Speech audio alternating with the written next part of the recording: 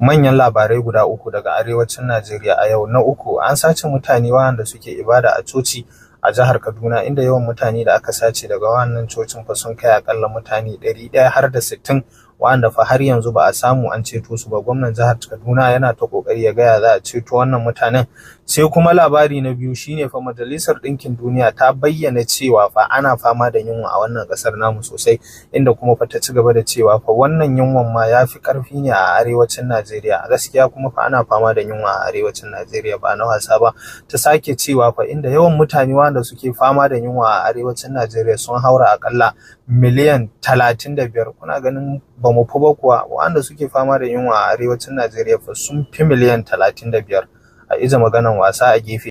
Labari na ƙarshe kuwa shine labari mai ɗan daɗi. Sojojin Najeriya sun samu sun ceto mutane ɗaya har mutane 62 wanda aka yi garkuwa da su a jihar Kebbi da kuma jihar Zamfara. Muna fatan Allah ya ci gaba da ba su nasara, suna ceto mana 'yan uwanmu haka.